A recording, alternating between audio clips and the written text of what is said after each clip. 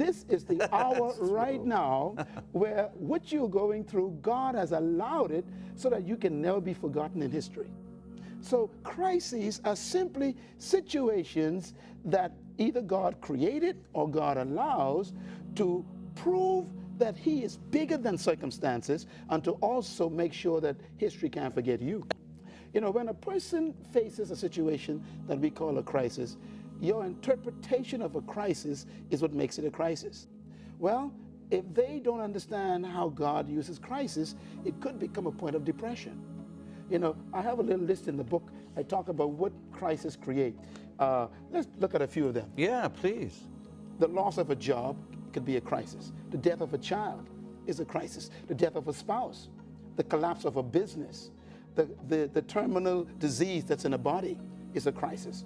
A divorce, that's a crisis for someone. Loss of a home, a repossession by the bank, that's a crisis. An unmarried pregnant daughter could be a crisis to someone. A drug addict child, that's a crisis for someone.